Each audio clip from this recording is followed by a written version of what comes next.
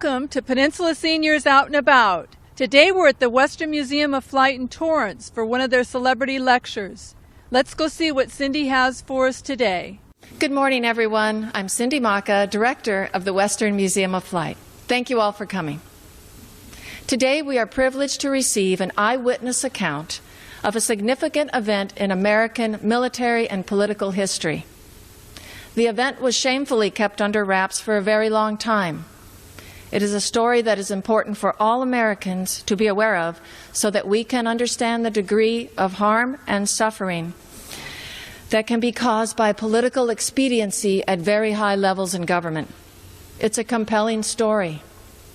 In the highest tradition of a U.S. Navy sailor refusing to leave his shipmates behind, Don Pogler distinguished himself by remaining with the ship until he was satisfied that he had rescued all of those he could reach. Ladies and gentlemen, it is with great respect, Don Pogler.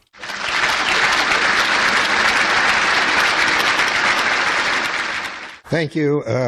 As I emailed a lot of my friends and sent them Cindy's thing, I said I think I'm overbilled, but I ended up doing 3 years in post-traumatic stress disorder therapy in the late 80s, and much of that was trying to deal with survivor's guilt. I had asked Gerald to put this slide up before I start the slideshow because, and if I hope I can keep myself together through this thing. This photo was taken in Rochester, New York at Ontario Beach State Park. It's a stone that was put up for our ship by the VVA, Vietnam Veterans of America, and the VFW. The reason I wanted Gerald to put it up there is I lost my wife 7 months ago unexpectedly to heart failure. And so this picture was taken of her and I at this stone. I can't even recite it verbatim, but the one thing that they put on the stone that had never been said before was that we were the most decorated ship in U.S. Navy history for one single action, that you wouldn't compare us to a World War II ship who had been through multiple battles. But and at the bottom of the stone is a quote that Admiral Martin, who was Fleet Admiral of the 6th Fleet at the time, made. We were a converted World War II cargo ship, a Victory-class ship. Matter of fact, we were the same hull as the SS Lane Victory down here in San Pedro. So if you go on board, the Navy had taken 2 of these Victory-class ships out of the merchant mothball fleet and converted them into intelligence ships. Although the World War II ships had better armament than we did. All we had was 450 caliber machine guns. The World War II ships had a 3-inch gun on the aft end of the ship. We were known in World War II as a cargo ship as the SS Simons. A little bit about the attack that we'll get into later, but I'll give you kind of a quick overview. When the Israeli fighters came out and left us, we had over 820 rocket and cannon holes in the top side of the ship, not to mention over 3,000 machine gun hits. Then they came out with Mystere bombers and dropped napalm on us. And while we were trying to fight the fires from the napalm, they brought out 3 Navy torpedo boats, fired 5 torpedoes at us, and we took 1 40-foot torpedo hole on the starboard side. When all was said and done, there were 34 dead and 174 wounded, which represented 70% of the crew. Our crew complement was 294 men. A tour of duty on the Liberty for a crypto technician like me was 18 months. We would go to the west coast of Africa for 4 months, then come back to Norfolk and be in port for 2 months, and you'd make 3 cruises. Our normal run was up and down the west coast of Africa. We left Norfolk on May 2nd. Late that month, we pulled into Abidjan. We were supposed to have 4.5 days Liberty. And after a day and a half, one of the officers was driving around town in the ship's truck saying, everybody's got to come back to the ship. So we rounded everybody up, and we had gotten orders from the Joint Chiefs of Staff directly to go to Rota, Spain. At that time, they didn't say where we were going. They said we would receive further orders after we left Rota. So we did, and we went to Rota. So the top pictures are in the Atlantic on the way down. The skinny kid on the right's me. Down below is the Hotel Lavaux, which was owned by Pan Am at the time in Abidjan. We went to Rota to pick up supplies and personnel, and we picked up a Russian linguist who happened to be a Marine Corps sergeant. And in Rota, he had been flying EC-120 missions, 121 missions. He was a Russian linguist, and he said, he told me, he says, I was supposed to go back to Bremerhaven, Germany, and he said in the middle of the night I got a knock on the door, and this sailor was standing at the door, and he said, "You've got orders to report to the Liberty." And he said, "Here's your orders. They're from the Joint Chiefs of Staff." And Bryce looked at the sailor and said, "Since when does the Joint Chiefs of Staff give a Marine Corps sergeant orders?" This was when we were in Rota. There is one picture the Navy wouldn't be particularly happy that I had taken. It's the bottom one on the right. If you notice, there's a subtender there, and there happens to be a nuclear fast attack submarine sitting down in front of it. It's behind me. Actually, I did not. It was my camera. I didn't take the photo because I'm in the photo. So anyway, we got orders to go into the Mediterranean, and we were supposed to be 12 to 15 miles off the coast. We were sitting right off the border of Egypt and Israel, off of El Arish. And when we got there, the 7th and the 8th, we were traveling at 5 knots. All we had for armament was 450 caliber machine guns. The Israelis, when they came later, said that they came out to find the ship that was shelling the shore. Well, you can't shell the shore with a 50 caliber machine gun 12 miles offshore. And then they also said, which there is a comparison photo up here, that they mistook us for an Egyptian tramper called the El Khazir, which I found out later even the Mossad knew at the time that it was in Alexandria, Egypt, and wasn't seaworthy. It was in dry dock. And but to mistake us for it was kind of unbelievable. It was 1/4 of the displacement of the Liberty. And they also said that they thought on the way out that they had us, the torpedo boat said they thought they had us on radar at 30 knots. Well, the Lane Victory, the top speed of our ship was 18 knots. And the El Khazir's top speed was 12 knots. My understanding of it was that it was built by the British and was a World War I horse carrier. And so there were no ships around that were going to be doing 30 knots. Oh, and in addition, they claimed they didn't see the flag when they came out. All my shipmates that were topside said that we were flying the flag. In the middle of the attack, the flag got so tattered that we took down our steaming colors, which is a 5 by 8 foot flag, and put up our holiday colors, which is a 7 by 13 foot flag, which is an extremely large flag. This photo is taken obviously before the attack. The man on the bottom left and the man on the left of the photo on the right is our executive officer, Armstrong, and he was killed during the attack. The man to his right was one of my crypto chiefs, Chief Smith, and he was also killed. There is a barracks named after him in Pensacola, Florida, at the school where I was trained. These were 3 of our top officers who were sunbathing a couple hours before we were attacked. Armstrong, Lieutenant Golden, who was our engineering officer, who also happened to have had 2 ships shot out from under him during World War II, and on the right was Captain McGonigal. So the top left photo, the Israelis had run 9 to 13 reconnaissance missions on us in the morning. They even admit that they had us identified as an American intelligence ship at 6 o'clock in the morning. But then they later say that somebody took the marker off the board in Haifa during the shift change at 8 o'clock, and so that it wasn't there. The photo on the right is the first attack Mirage fighter coming in at us during the attack. Down below the one on the right is me with 2 of the 820 rocket holes. Top left is Captain McGonigal on the bridge with a rocket hole, Ensign Lucas with a couple of rocket holes. That's a similar picture of the one of me. He's a friend of mine, Herb Petum. He lives in Missouri now. So just more pictures of the rocket holes.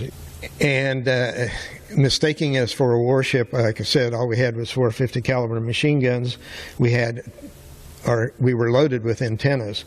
The top left antenna, which looks like a ground station dish, is what we call Trescom. This was 67. The first satellites were put up in 62. They didn't carry much traffic. They were small. Matter of fact, I retired from Hughes, and the first satellite Hughes put up was about the size of a footstool.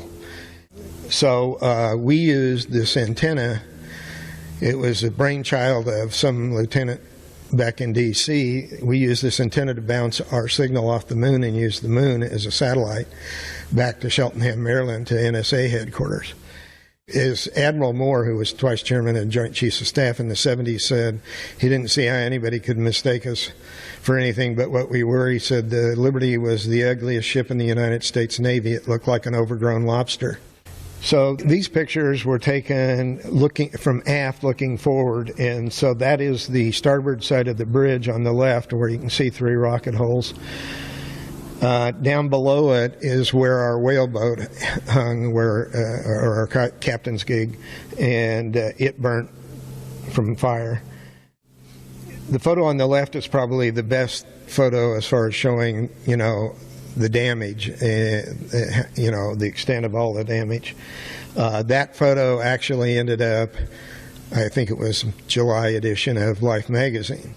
But it really doesn't tell the story of the Liberty. It doesn't. The whole Life magazine was mainly a spread about what the Israelis were doing with the 6-day war, and it really doesn't say hardly anything about the Liberty. And the other photos just show more rocket damage. So this is the top left is looking at the bridge. The top right are more rocket holes in the bridge. Down below, the one on the left, if you look at the right side of it, you see a round cylindrical thing. That's one of our mini antennas. Turns out that the Israelis were jamming all our frequencies that we were using. So we were lucky. The only reason we happened to get a distress call out was that one of our antennas hadn't been working and didn't even have a wire strung to it, and so one of our ETs got a line and went out on the deck and strung a line to it. And so I guess they weren't jamming that frequency because we hadn't been using it. And it turns out that both our Presidential Unit Citation and Captain McGonigal's Medal of Honor are up here. And if you read them, it says we were attacked by foreign jet aircraft and torpedo boats. It never says that it was the Israelis that attacked us. Terry Halbardier, who lives up in Visalia, was the one who strung the long line, and so about 3-4 years ago he was given the Silver Star. I went up for the presentation. It turns out his Silver Star citation is the first document that actually names the Israelis as the people who attacked us. This on the left, well actually both of these, is our forward starboard gun mount, our 50 caliber gun mount. Alexander Thompson, our gunner's mate, was in that gun mount at the time, and Lieutenant Ennis, who wrote the first book, Assault on the Liberty, says he saw a rocket hit Thompson and he flew in the air like a rag doll end over end. And you can see going down the bulkhead of the forecastle the blood of Thompson. That's what's left of him. The photo on the right, I am now up on the forecastle looking into the gun mount. The interesting thing about that photo is that this is the following day. We didn't see any Americans till the following day. This is the following day, and the USS Davis, a destroyer, is alongside of us, sailing alongside of us. And you can see in the background their anti-aircraft gun and how much larger it is than our little 50 caliber pea shooter. These are cabin photos. The one on the bottom left, obviously, is Captain McGonigal sitting in his cabin. There's a rocket hole right underneath the porthole. The one on the right is a picture taken looking out of the rocket hole in Lieutenant Golden's cabin. You can't really see it very well, but the top left photo, that's our main mast. It actually had a rocket hole in it, too. The gun mount is the port forward gun mount. The two bottom ones, again, are the antennas. And you can see they knew exactly what they were going after. All our antennas had lots of holes in them. This is more battle damage. The most interesting thing about these slides are that if you look at the bottom left, the metal is going out. The rocket went in the starboard side of the ship, passed clear through the ship, and came out this hatch on the port side. Let's see. So this I've already spoke to about the damage and the fighters.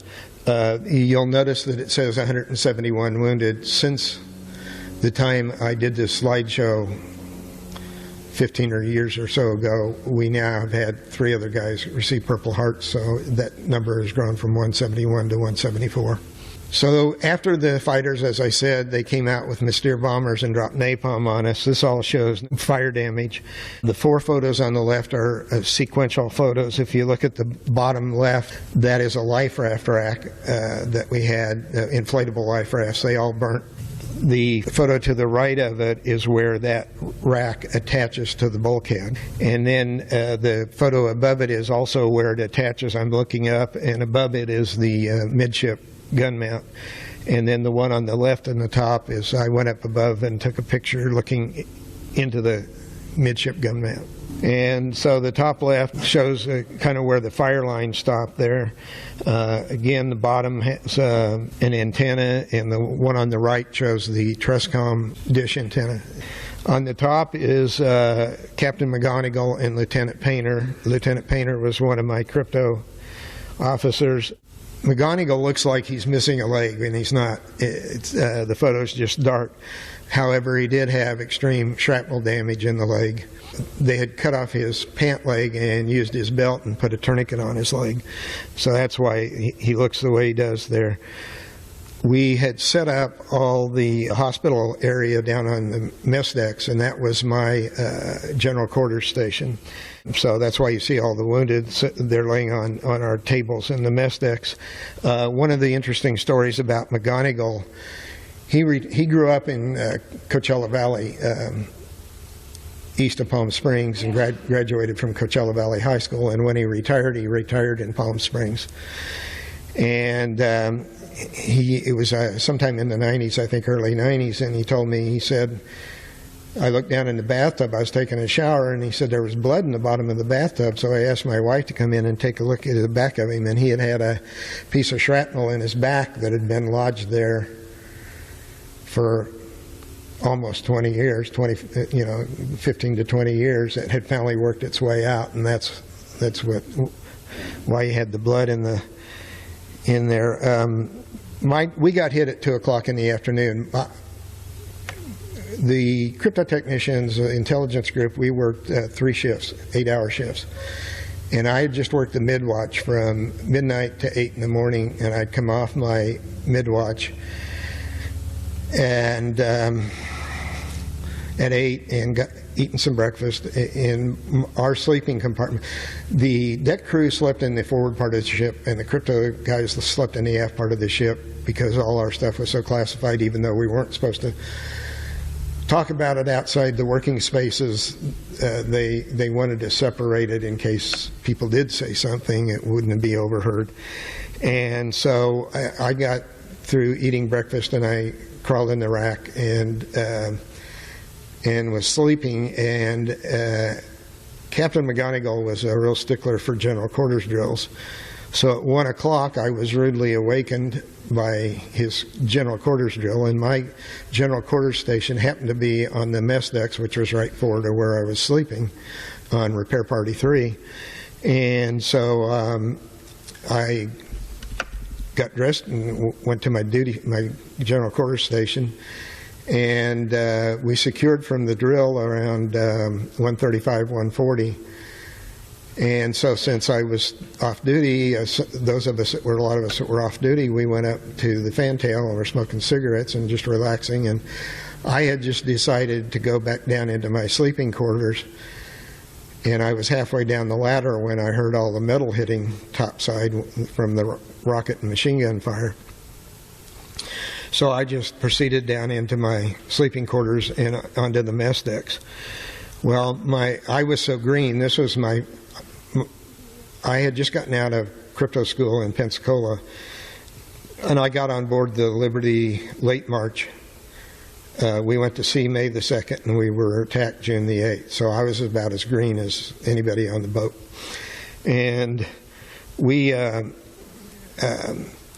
so they had me be in charge of a submergible pump. Well, during an air attack, obviously, there's no need for a submergible pump. So somebody grabbed me and said,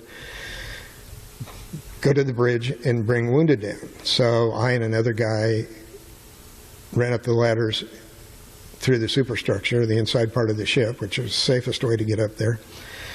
And just as we got up there, somebody opened the hatch and said, here, take this guy below. They had a guy on a stretcher, and so we did.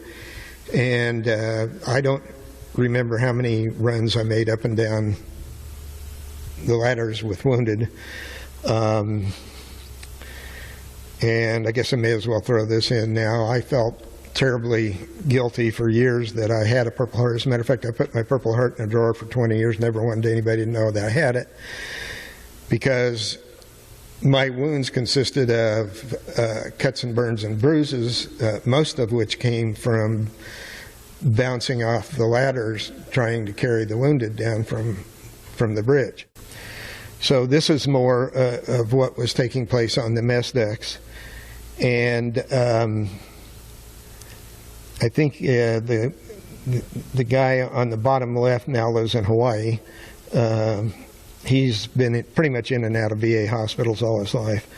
So after the air attack and they came out with the torpedo boats, and one thing I remember was on the mess deck somebody said, Captain McGonigal had come on the PA system, said, prepare for a torpedo attack, and so somebody said, throw yourself across the wounded. So we all did as much as we could. It turned out that was a smart thing for somebody to recommend, because when the torpedo hit, it was like a giant was on one side of the ship and just lifted it up, and then we slowly sank it back down in the water. And if we hadn't have done that, all those guys would have just rolled off the tables onto the floor. They had fired 5 torpedoes at us, and luckily we only took 1. I mean, if most people say a ship like that shouldn't even taken 1 and it should have gone to the bottom. If we'd have taken more than 1, I know we'd have gone to the bottom. But so 25 of the 34 died where the torpedo hit, which was where I worked in the intelligence spaces. And so after we took the torpedo attack, I guess one of the things I remember was Doc Kiefer. We had 1 doctor and 2 corpsmen for over 200 wounded and dead. And Doc Kiefer grabbed me and said, lay down here on this table next to this other guy, and they stuck a needle in me and ran a tube across a stanchion, and he was going to operate on this guy. The only thing, I guess they were trying to do a live blood transfusion, and the only thing I remember was Kiefer opened the guy up and said his kidneys are all shot out. He said there's nothing I can do for him, and he sewed him up and went to the next person. This is one of the 3 torpedo boats that came out, and As you can tell by my description, I spent most of all my time down below, but many of the guys that were topside said that after we took the torpedo and the torpedo boats kind of just milled around, we threw our last 2 inflatable life rafts in the water, and the torpedo boats came over and machine gun holes in the life rafts. People ask me, how did you keep that ship afloat? First of all, I was so green I couldn't tell you anyway. Second of all, I'm not sure any of us know, outside of the fact that God wanted us to stay afloat, I guess. But one of the things we use, and I understand from talking to a kid that had just returned from boot camp probably 5 years ago when my wife and I were in Albuquerque, that they now use the Liberty to teach damage control in boot camp. What we did was called K-shoring. And this is one of the internal bulkheads next to where the torpedo hole was. And so to keep the bulkhead from collapsing from all the sea pressure, we used timber to do what was called K-shoring and shore up the bulkheads around that area. As I said, the attack started at 2 p.m. At 2:05, we got a distress call out. Captain Tully was captain of the Saratoga, one of the 2 carriers. He was an old World War II pilot. And he sort of jumped the gun, and he told me he and Ruth had retired and lived in Carmel. They're both dead now, but and even my wife and I used to go up and take them out to dinner once a year. And poor Joe would sit in his living room and look at me and say, I never could understand why my planes were recalled. Well, he told me that within 15 to 20 minutes he had 16 planes, 4 tankers and 12 fighter bombers in the air to come to our aid. He said, but before they were out of sight, they were recalled. We took the torpedo hit between 2:35 and 2:40, so there was a good chance that those planes could have gotten to us before we took the torpedo attack. So there's a possibility that they may have saved 25 guys' lives had they not been recalled.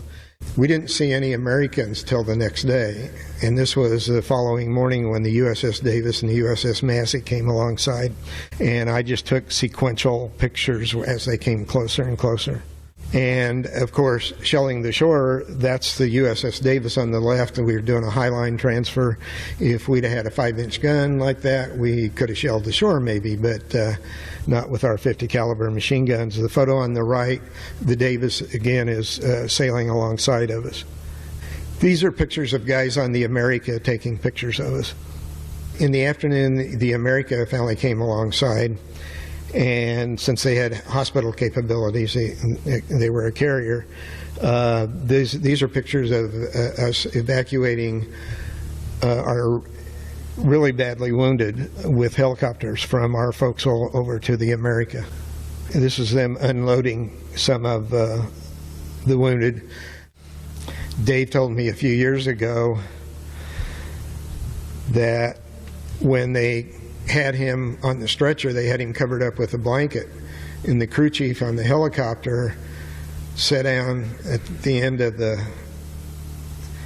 stretcher, and I guess he probably thought he was sitting at the foot end, and it turns out he sat on Dave's head.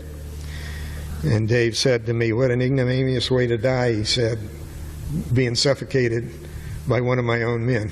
So on the left is my boss. He was a lieutenant commander at the time, Dave Lewis. He was 10 feet from the torpedo when it went off. Managed to survive, but because of all the pain on bulkheads and everything, and the torpedo blast, it flash burned him all over his body. So when they got him over to the America, the doctors had to lance his eyes open because they were seared shut, and then they cleaned him up and they said, Admiral Geis wants to see you in his cabin. So Dave went up there, and Geis said, I want the senior officer off the Liberty to know this story, but I don't want you to ever repeat it until I'm dead or gone, because he said, I've got a naval career to protect. So Dave did. In 1997, I got the Navy Memorial in D.C. to put on a month-long display about what happened to us. And I wrote the guys off the ship, and I said, here's your chance to tell your story. If you want to send me something I can use in the display. And Dave wrote me this letter, which is on the bottom of one of these sheets up here. And I'll tell it the way he told it to me rather than what's in the letter. He cleaned it up a little bit. He said, Geist looked at him and said, when Tully put up his planes, I radioed Washington, and he said, the next thing I knew, Secretary of Defense McNamara came on and said, recall the planes. And he said, he looked at Dave and said, I couldn't believe they were going to abandon you guys, so the only thing I could think of is they thought maybe there were nuclear weapons on those planes. So he said, I told both the America and the Saratoga to bring up older planes from below that could only carry conventional armament. 90 minutes, an hour and a half after the attack started, put up a set of planes from each carrier, radioed Washington. McNamara came on and said, recall the planes again. He looked at Dave and said, I still couldn't believe they were going to abandon you guys, so I decided to push it. He said, I asked him to authenticate his message. Well, in the Navy, that means, does your boss agree with the orders you're giving me? And he said, the next thing I knew, Lyndon Johnson came on and said, recall the damn planes. I don't care who dies. I'm not going to embarrass my allies. So the White House left us for dead. These are many of my other shipmates that had been evacuated, and they're getting ready for a memorial service on the America Force.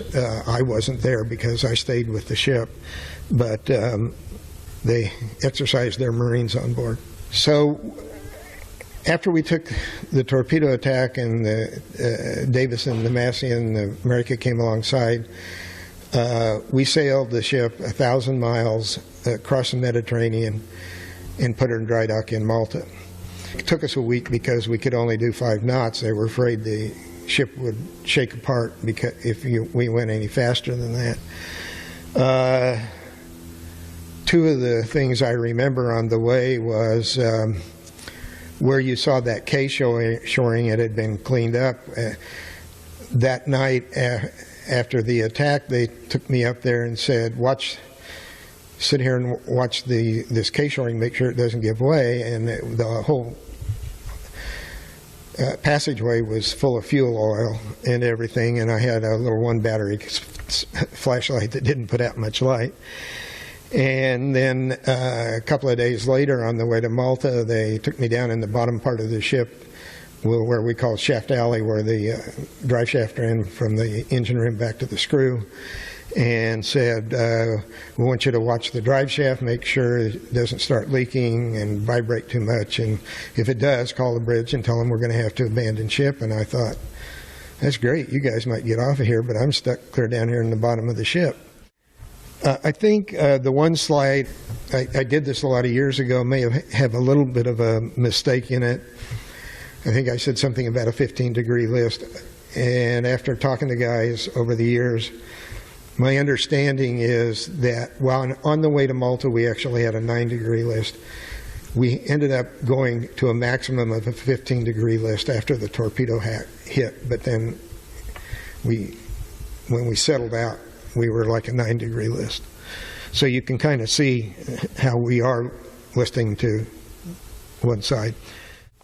So this is when we got to Malta. You can see the tip of the torpedo hole. There's other slides here that have that. Again, that's the bridge, and that's the tip of the torpedo hole. So then for security reasons, since it was where I worked, they initially covered it with this tarp when we got into the dry dock area. There's a story that I'll tell you, but it's unsubstantiated, so I'm not really saying it's true. And that is, supposedly Doc Kiefer said that one of these 3 divers told him years later that when they went in the torpedo hole, there was a second torpedo in there that was a dud that hadn't gone off. But I can't swear to the validity of that story. So you can see the timber holding the ship up. The interesting thing, the photo on the right, you can see the tip of the hole and then the water line. All that below is all torpedo hole. And if you see that line that I drew with my computer going down, it goes down to a person with a white hat on. That's one of my shipmates standing there. It'll give you a perspective of how big the hole was. It was a 40-foot hole. So these are more pictures inside where the torpedo hit, where I worked. On the way to Malta, the USS Papago came out and met us halfway and followed us to Malta. It was a seagoing tug. And it turns out I just had dinner the night before last with one of my shipmates who lives in San Diego but works up in this area.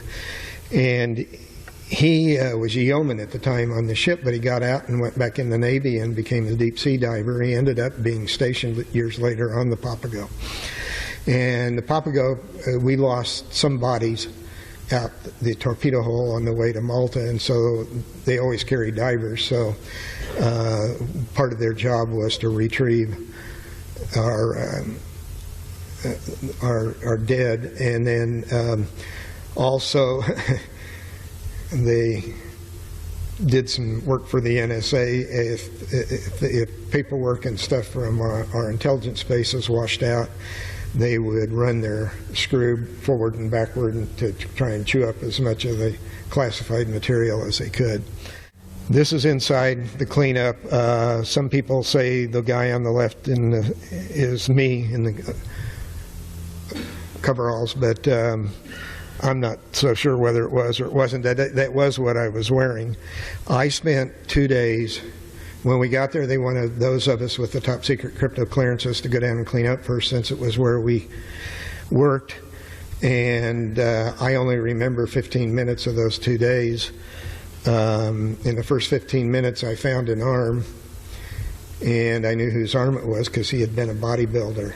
And after that, even after 3 years of post-traumatic stress disorder therapy, I still only remember those first 15 minutes. Turns out that about a little over a year ago, last fall, I found out that Phil was buried just south of Modesto. So when Eva and I went up to my sister's in Los Altos last February, we went over to visit his grave. These are more photos inside.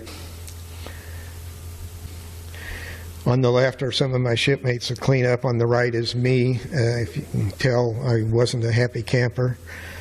After the 2 days down there cleaning up, I went on Liberty, and as I told somebody, the only thing I remember was one night around 6 o'clock I was in a bar drinking cognac out of 8-ounce tumblers, and I have no idea how I got back to the ship. So this is loading caskets onto the ship and some of the body bags.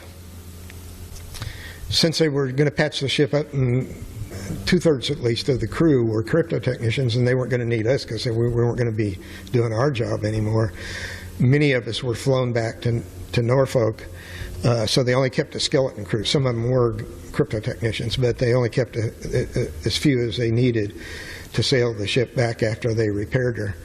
So I was one of the ones flown back. They eventually, in '68, scrapped the Liberty, sold her for scrap. So these were pictures taken of her on the way back. Besides the fact the Israelis say they didn't see the flag, and you can see we're flying our steaming colors, a 5x8 foot flag on the right there. One of the findings of the Court of Inquiry, which took place in Malta, was that the flag must have hung limp at the mast. Well, Lieutenant Ennis said that there are logbooks that show that there were 12 knots of wind blowing that day, and he said only 8 knots are necessary to make a flag fly. So that doesn't wash either. One thing that people ask me about that I usually don't mention is you can see on the forward part of the ship, our ship said GTR-5. Our actual designation was AGTR-5. We were an auxiliary ship. It's called Technical Research. And on the aft end of the ship was the name of our ship, USS Liberty. So instead of bringing her back into Norfolk, they brought her into Little Creek, and this is her docking in Little Creek. Little Creek is a small base right south, just a few miles south of Norfolk. And if you can, these are 34 guys to remember because they gave their life for our country.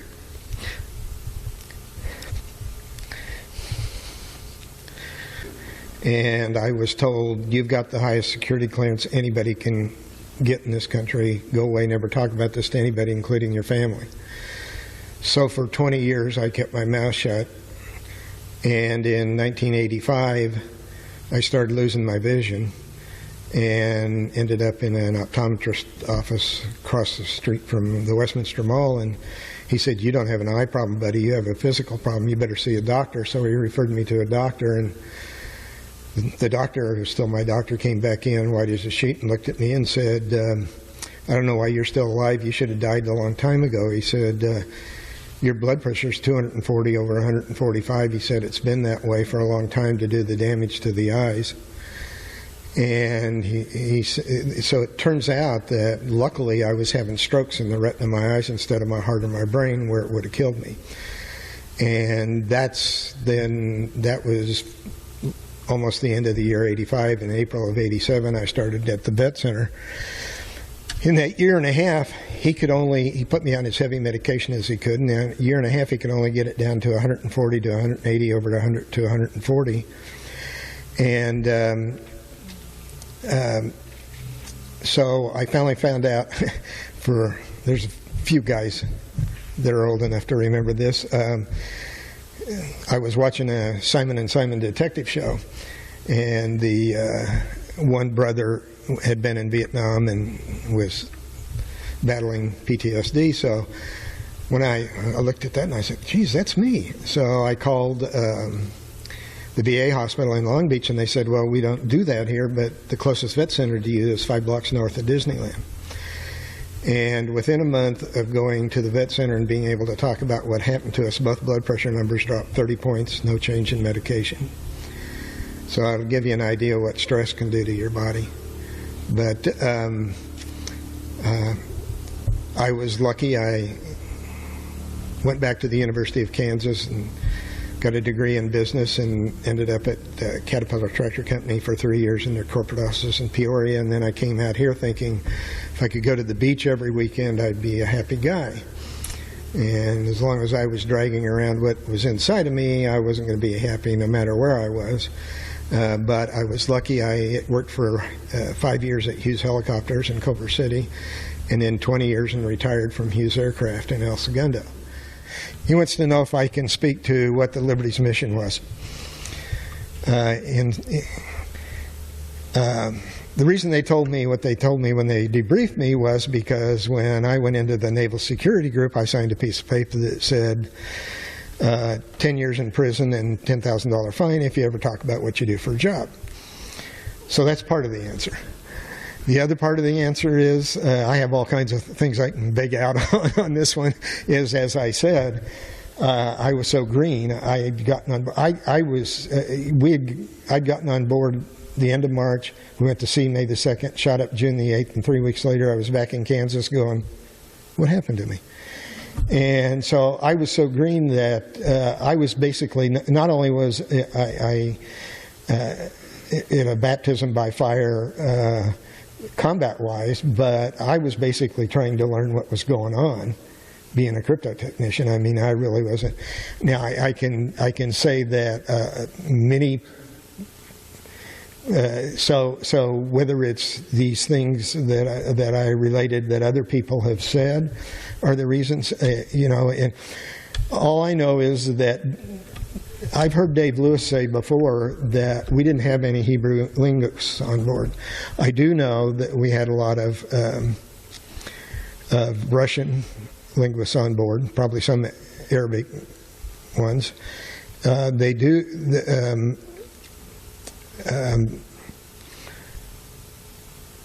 And I don't know who it was that said it, but a lot of people have said we were there to find out how much the Russians were involved with the Egyptians. I mean, were they just supplying them with planes, or did they actually have Russian pilots flying the planes? Whatever. So those are the things but no, from an official standpoint, no, I can't say anything more than that. Admiral Kidd was in charge of the Court of Inquiry in Malta. Captain Boston was the legal counsel. He would have been like the district attorney. His job was to bring the facts before the court. two things that Boston told me was that one was that his papers were altered when they got back to Washington, that what was released by our government was not exactly what he had sent back. Secondly, that he said that he and Kidd flew on board a few days after we were attacked, and that he said that Kidd looked at him and said, it's obvious that they wanted to kill everybody, sink the ship and kill everybody on board. Now, I'm not going to put words in their mouth as to why. A lot of people ask me, why do you think they would do this? And only the Israelis can ever share with the world what their real motives were. I can say there's nobody on the ship that's going to accept case of mistaken identity as a valid thing. But I can share with you Admiral Moore, who was twice chairman of the Joint Chiefs of Staff. He always said that our government had told the Israelis that we would support them as long as what they did was defensive in nature. And the day after they tried to sink us was when they attacked Syria and took the Golan Heights, which obviously is not defensive. So that was always Moore's supposition. Now, I have to go along with that, none of this, that I can put words in their mouth exactly, but there is a sheet up here that has a declassified CIA document on it that speaks to Moshe Dayan knowing who we were when he ordered the attack. But if you turn it over on the back side is an account of my wife and I in 2004. We're coming back from my mother's house in Kansas. And we stayed in the Best Western in Taos, New Mexico. And when I was walking down the hall with one of my matter of fact, the shirt that George has on, and my wife looked at the guy and said, "Are you interested in that shirt?" And I turned around, and he had a sheepish look on his face, and he said, "I got to tell you, I was an officer in the Israeli army in 1967 when you were attacked." And I was so impressed he had guts enough to say anything to my face. For all he knew, I might just tear his throat out. And so we invited him and his wife to go to the bar, and I always carry a hard copy and a notebook of this slideshow. So I went to the car and got the notebook and went to the bar and went through it with him. And when I got through, he looked at me and he said, "I never could understand why the American government spent so much time covering this up." He said, "Because when the Six-Day War was over, Moshe Dayan briefed all the officer cadre as an outtake to the war, and when he came to the Liberty, he didn't make any bones about it. He said, we tried to take out the Liberty because we didn't want them to find out what our plans were." So those are, I can share those stories with you, but again, the fact is neither government, neither the U.S. government nor the Israeli government will never officially speak to this. One night in group, when I was going through PTSD, everybody else in my group pretty much was a Marine in Vietnam, and one of the guys looked at me and he said, "You guys got screwed as bad, if not worse, than anybody I ever knew in Vietnam." He says, "You got every right to be as angry as you could be." And then he got right in my face and said, "But it's your anger. What are you going to do with it?" And I thought, I have to own this too. So it took me 4.5 years. I wasn't going to write Congress. I knew they wouldn't do anything. Well, I finally decided I was. I needed to get rid of the blood pressure that was killing me and everything else. So I wrote a 3-page letter with 30 pages of documentation to every California and Kansas congressman and senator. And they all passed the buck back to Congressman Rohrabacher, and he asked me to come in and talk to him, and he looked across his desk and said, "I've read everything you've written, all the material you sent me." He said, "There's no way I believe this was a mistake on the part of the Israelis, but," he says, "I got to tell you, Congress won't touch this till after there's peace in the Middle East." Well, it won't be in my lifetime. So, he wanted to know what the Israeli aircraft were. And my understanding is they were Mirage fighters and Mystere bombers. How long did the attack last? About as long as Pearl Harbor. As I said, it started at 2 o'clock. We took the torpedo hit around 2:35, 2:40. The torpedo boats were still milling around and firing at the life rests. So some people might say that the attack ended at 3:15, but it was almost between 4 and 4:30 when they actually said we made a mistake, and in between the torpedo boats, they did bring a helicopter out that had troops on it. So we figured they were going to try and board us, but they didn't. That's another story I guess I didn't tell, is that some of us were up at the gun locker and trying to break into the gun locker and get small arms to fire at the helicopter. Fortunately, we couldn't, because just giving them more ammunition to make it sound like we were aggressors.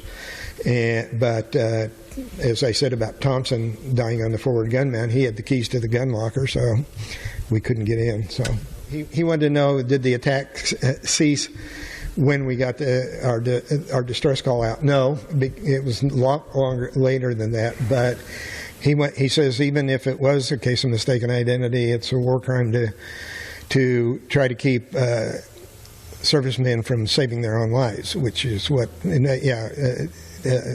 shooting holes in the lifeboats would have been. Yeah. What about the Air Force in Italy? Were they not notified? Why did they not respond? That I don't know. Go out only to Navy ships, or was it a standard SOS, or what? I don't know. I really don't know that. I do know one of the stories, again, that is on one of the documentaries. Again, I think I might have mentioned there's a book list at the left-hand side of the table over there that you're welcome to take, and there's documentaries and books on it. And supposedly we got our distress call out, and they had already destroyed all the authentication codes because they didn't want things to be captured. And so our call sign was Rockstar, and the Saratoga's call sign was Schematic. And when Schematic answered our distress call, they asked for the authentication code, and our radioman couldn't give it to him. Finally, out of frustration, he held down his mic button and said, "Here's my damn authentication code," and let him listen to the bullets. So, was McNamara ever questioned under oath? And obviously not. But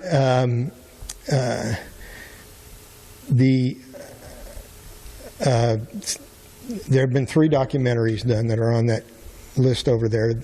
One of them was done by the BBC. It's called Dead in the Water. Dead in the Water got to McNamara. As far as I know, they're the only ones I ever saw that actually got to him and interviewed him. And when they asked him about the Liberty, he just put his hands in the air and said, "I don't know anything about the Liberty." Now, personally, I go, how more stupid could you make yourself look? You're Secretary of Defense and you don't know anything about this intelligence ship that belongs to you. Yeah. He wants to know about the fact that some of the crew were miffed because McGonigal never spoke up to this, which he did eventually. But I'll tell you that, like I said, going through PTSD and realizing that I suffered from survivor's guilt, I finally started thinking, geez, if I was a lowly seaman and I'm having trouble with survivor's guilt, what must Captain McGonigal be feeling? So I went out and became friends, and so my wife and I, Eva, would go out every so often and have breakfast or lunch with him. And he told us a number of different very interesting stories. He was born in Wichita, Kansas. He came from the same state I came from, and his dad was a migrant farm worker, and by early grade school they had moved to Coachella Valley.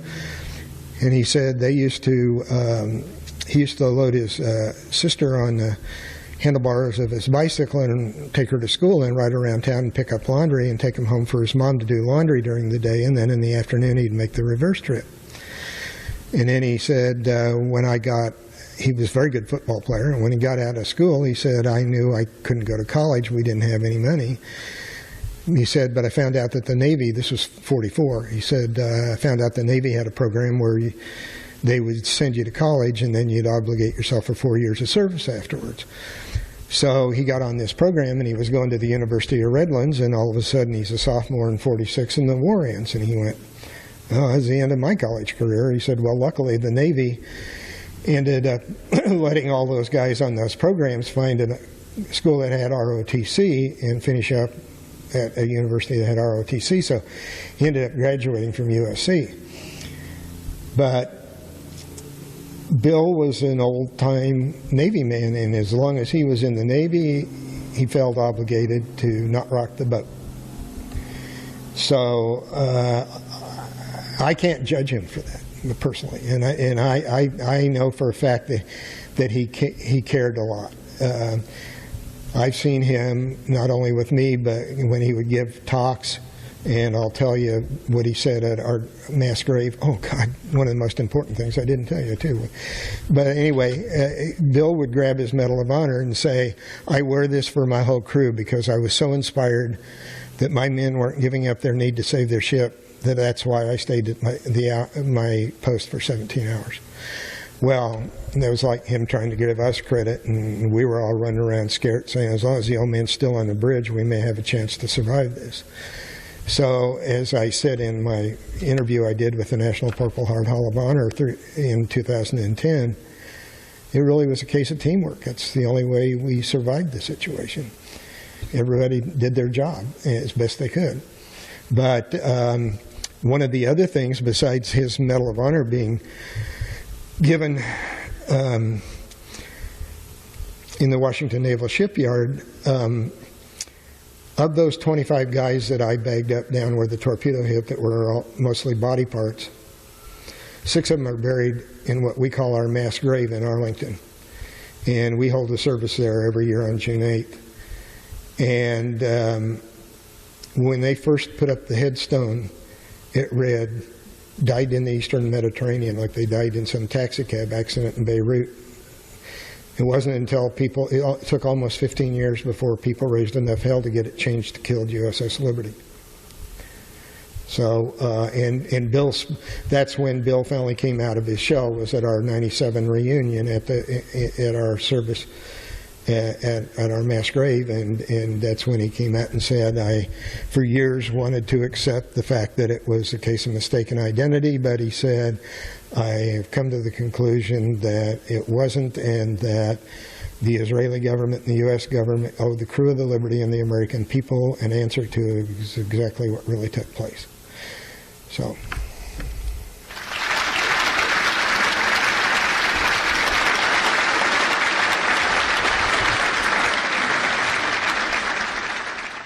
Thank you for watching Peninsula Seniors Out and About here at the Western Museum of Flight in Torrance. I'm Betty Wheaton. I'll see you next time.